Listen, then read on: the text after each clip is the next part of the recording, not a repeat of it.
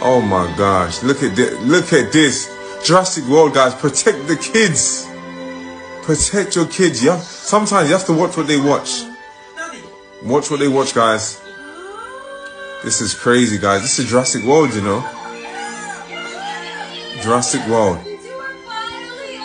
And we sent our kids to bed just before this happened. We didn't even know this was gonna happen. This is crazy. This is crazy, guys. Guys, watch what your kids are watching. Be careful. It's everywhere now. 通勤通学中の皆様、おはようございます。ブクタの世界時事ニュースのお時間です。さあ、本日はですね、ネットフリックスからの話題になります。現在ですね、このネットフリックス、ボイコットが呼びかけられておりまして、解約祭りが発生しているというんですね。で、ここにはですね、発端となりました一本のアニメと、そしてイーロン・マスクの存在があるというんですが、本日は一体何が起きているのか、詳しく見ていきたいと思います。この番組は海外のホットな時事ニュースをお届けします。通勤通学のお供にちょうどいいチャンネルとなっていますので、ぜひチャンネル登録お願いします。さあ、それでは本題です。こちらね、見えておりますが、皆さんこちらご存知ですか？ X やられている方だったらね、見たかもしれませんが、現在ですね、ネットフリックスがボイコットを呼びかけられておりまして、これを解約したよという報告が相次いでいるという状況になっています。これを受けて、株価も下落したと伝えられておりまして、現在大変なことになっているんですね。で、今ですね、これについて報じている記事というのもたくさん出ているんですが、それぞれのね、立ち位置によって結構伝え方が違くって、時系列というのがね、非常に分かりにくくなっているんですね。なので今回はね、ちょっとそのあたり、なんでこんなことになっているのか見ていきましょうね。監督、ヘイミッシュ・スティールがチャーリー・カークを嘲笑したことを受けて、ネットフリックスのサブスクリプションを解約。億万長者のイーロン・マスクはアニメシリーズデッドエンド・パラノーマル・パークのクリエイターであるヘイミッシュ・スティールが先月の右派活動家チャーリー・カークの事件を嘲笑したことを受けてネットフリックスのサブスクリプションを解約した。スティールのネットフリックス作品は子供向け番組にトランスジェンダーのテーマを取り入れてるとしてすでに批判の的にされていた。さらにスティールがチャーリー・カークをナチスなど罵詈雑言を浴びせていたとされるスクリーンショットが拡散し、批判は急速に高まった。ということでね、ちょっとここまで一旦整理しますね。まずね、発端はこちらなんですね。こちら、おなじみリブス。これはね、保守系のアカウントとして知られておりまして、しばしばね、極右アカウントなんてことも言われます。で、9月30日にこんな投稿するんですね。なんてことだ。ネットフリックスの番組、デッドエンド・パラノーマル・パークが子供たちにトランスジェンダー賛美を押し付けている。この番組は7歳児向けとして宣伝されており、現在、こちらね、ネットフリックスキッズでも推奨されている。保護者の皆さん、要注意ですと。いうことで、こちらのね、ネットフリックスの子供向け番組、これデッドエンド・パラノーマル・パークという番組なんですが、このね、ワンシーンというのがこちら引用されておりまして、これね、今ね、X でも結構報告されているんですが、ネットフリックス、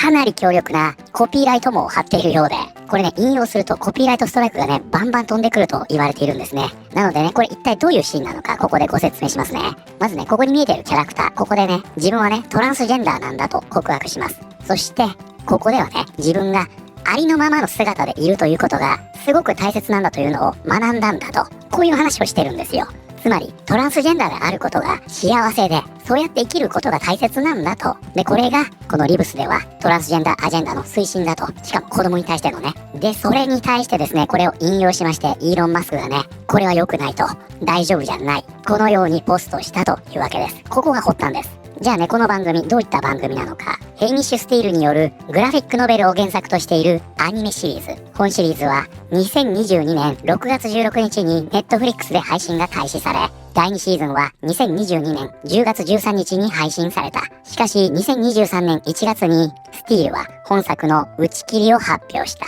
ということで、これはですね、2025年の作品じゃありませんでした。2022年から始まって、2023年にはキャンセルされている番組なんですね。つまり今回の件はですね、こちらのリブスが、2、3年前のアニメを発掘してきたと。こういった流れなんですね。なので時期的にもね、こういう系の作品というのは多い頃だったんじゃないかなと思いますが、こういった流れでした。で、このアニメね、かなり振り切っておりまして、バーニー・ガットマンは17歳のゲイで、トランスジェンダーのユダヤ系アメリカ人の少年。ノーマ・カーンは17歳のバイセクシャルで自閉症のパキスタン系アメリカ人の少女。ここね、彼はゲイ。そしてその下ね、ノンバイナリーのゴースト。レズビアンのカップルということで、この感じです。で、そもそもですね、このクリエイターというのは、トランスジェンダーの表現の重要性というのを、この作品で歌っていたというわけなんです。そしてその後ですね、このリブス。自身のね、こちらのポストを引用しまして、こんな投稿するんですね。この番組の制作者は、チャーリーの事件を嘲笑って、彼のことをナチスと呼んだということでね、先ほどから出ているヘイミッシュ・スティールという人物がこちらなんですよ。そしてね、これ、ブルースカイのアカウント。で、この下にありますが、ここですね。これが非常に問題でして、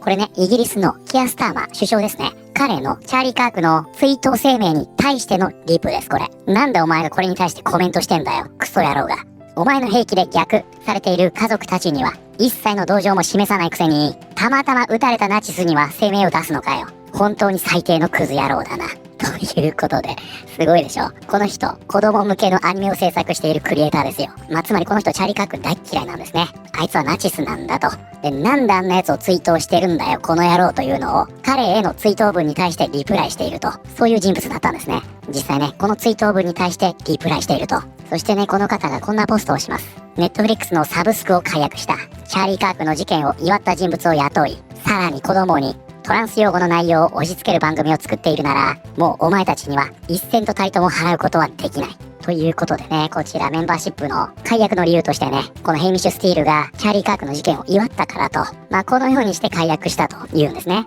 するとここでイーロン・マスク、同じくということで、これがね、イーロン・マスクがネットフリ解約したぞと言って大きな話題となりました。そしてネット民たちはですね、ここに続々と続くことになるんですね。この方ね、解約しました。こちらもそうですね、解約しましたよと。そしてアプリを削除しましたというのを動画にしています。この方もそうですね、解約しましたと。こちらもそうですね、この方キャンセルしたということで、ネットフリックスはね、目覚めすぎていると言ってますね。そしてその後、このようになりました。イーロン・マスクがフォロワーたちにネットフリックスの解約を呼びかけたことを受け、ネットフリックス株は下落して取引を終えた。ストリーミングサービス大手ネットフリックスの株価は水曜日の取引で 2.3% 下落して終了した。これは億万長者の起業家イーロン・マスクがフォロワーに対しネットフリックスのサブスクリプションを解約するよう呼びかけたことを受けてのものだ。ということでまさにね、それがこちらになるんですが、実際ね、ここ見てもらうと分かりますが 2.34% 下落して、この日の取引を終えたということで、そもそもね、ネットフリックスの株というのはボラタリティ高い方だと思うので、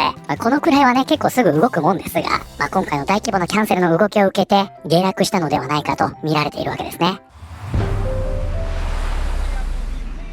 で、イーロン・マスクね、これだけでは終わりませんでした。こちらのね、先ほどのリブスの投稿に対して、ここにあるんですが、He's a groomer。このようにリプするんですね。ということで、こちらですね、groomer とあります。こちらが本日のキーワードになります。groomer。ということで、こちらね、以前も勉強しましたが、これね、かなり久々になるんで、改めて見ていきましょうね。動物の毛を溶かしたりして、綺麗にする仕事をする人。通常は、毛づくろいを行う人のこと。ということでね、こちらのグルーマーというのは、これね、グルーミングというのが、毛づくろいの意味なんですね。これをする人。なので、トリマーとかね、グルーマーっていうでしょ。こういう意味なんですね。なんですが、ここから転じてですね、こちらになるんですが、ここね、犯罪とあります。子供を手なずける。子供と親しくなり、関係を迫る意図を持つもの。ということで、このね、グルーミングというのは、もうまさにね、ここに書いてありますが、子供をね、そういう関係に持ち込むために、手なずけること。これを言っているんですね。そしてそれをする人のことをグルーマーと言います。ですので、よくディズニーがね、これグルーマーズって呼ばれるんですよ。これはこのことを言っています。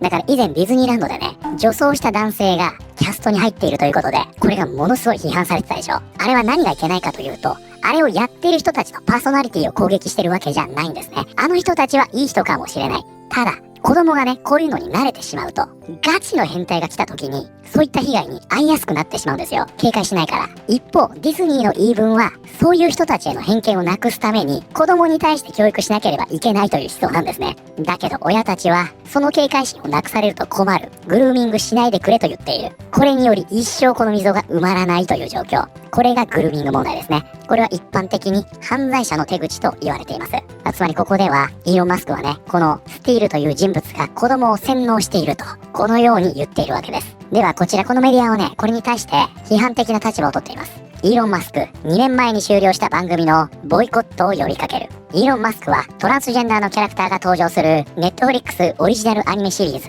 デッドエンド・パラノーマル・パークに対し、ネットフリックスのボイコットを呼びかけている。この番組は2022年に2シーズン放送されたが、2023年1月にネットフリックスによって打ち切られた。しかし今週、極右系のソーシャルメディアアカウントが同作の映像クリップを再拡散したことをきっかけに、マスクの目に留まった。全て嘘と中傷だ。ネットフリックスは今現在何も宣伝していない。スティールは現在削除されたブルースカイの投稿でこう反論した。連絡をくれた皆さんには本当に感謝しています。一方で、極めて悪質で同性愛嫌悪や反ユダヤ的なメールが届き始めていて、少し怖くなってきました。だから返事が遅くなったらごめんなさい。その後スティールは、攻撃が激化したことで SNS を一時的に離れる決断をしたと述べている。ということで今回ね、やり玉に上がっているこちら、ヘイミッシュ・スティールという人物の、こちらがね、実際のブルースカイアカウントですね。この人ですね。そしてここでね、この件について触れていると。で、まあこれはね、ブルースカイですから、ここね、リプランずらっとみんな並んでいるんですが、3年近く前の番組に対してイーロンね、今更何を言ってるんだと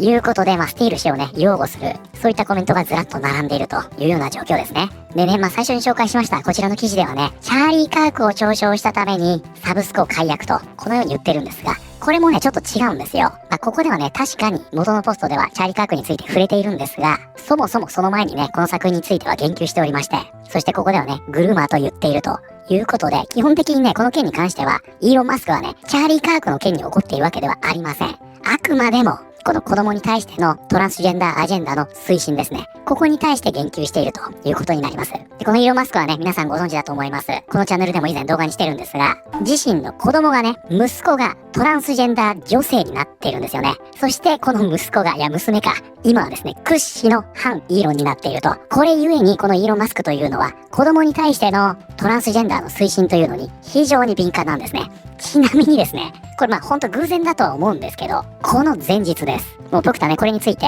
もう1年以上前ですよね、動画にしてるんですね。これね、イーロンのインタビューの部分、コピーライトの申し立てが飛んできました。もう1年以上前の動画ですよ。ちょっと驚きましたが、現在ね、その部分ごっそり削除されてしまっておりまして。これは何なんですかね、ちょっとよくわかりませんが、まあ、今回ね、このイーロン・マスクはあくまでも、このグルーミングに対して怒っておりまして、まあ、あくまでもチャーリー・カークの件は後付けなんですね。なんだけど、一部メディアはですね、このチャーリー・カークの事件に対して怒っているような書き方をしますし、逆にこちら、これをね、批判的に書くようなメディアに関しては、このね、クリエイターの主張というのを載せているにもかかわらず、この彼がね、チャーリー・カークをナチス呼ばわりしたという件に関しては、一切触れないんですね。こちらバラエティも全く同じです。このクリエイターの言い分というのを載せるんですが、チャーリー・カークの件はですね、一切触れずに、このクリエイターを被害者として伝えていると。じゃあこちらでネットフリックスで検索しまして、どういう状況になっているのか見ていきましょうね。ネットフリックスは子供たちに、ウォークやトランス思想を押し付ける姿勢を強めている。保護者は自分の子供に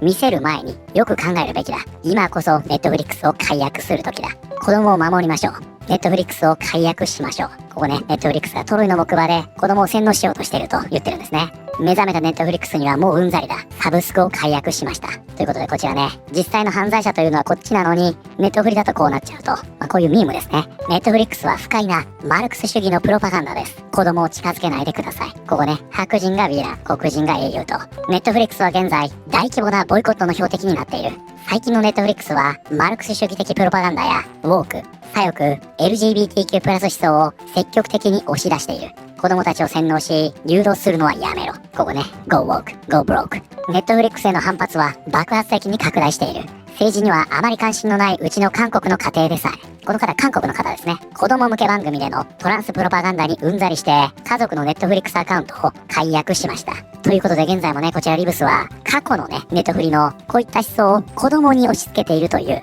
これはね、病院でその子供がね、ミスジェンダリングに対して医者に説教するという場面なんですが、ここね、こういうのを発掘してきまして、キャンセルを煽っているというような状況になっています。これもちなみにね、5年くらい前の番組のようですね。はい、ということで本日はですね、現在大きな動きになりつつありますネットフリックスの解約騒動について見てまいりました。いかがだったでしょうか。やり玉に上がっている作品を見ますとですね、ちょうどね、こういうのが流行っていた時に作られた作品なんですね。これ今じゃないんですよ。その当時の作品が次々と発掘されて、キャンセルの理由にされているというような状況ですね。さあ、どうでしょう皆さん。ネットフリックスね、契約してる方も多いんじゃないかなと思いますが、僕たはね、ネットフリックスは見たいものが出てきた時だけ契約するっていう感じになってますね。大体。今回に関してはですね、このイーロン・マスク、特にね、チャーリー・カークの件に関しては大きく取り上げていないんですが、やっぱりね、一番気になるのはそこじゃないですか。こういうね、子供向け番組を作っているクリエイターが平気でね、ああやってネット上で暴言を吐くという、ここにね、一番驚いてしまいますが、皆さんはどのように感じたでしょうか。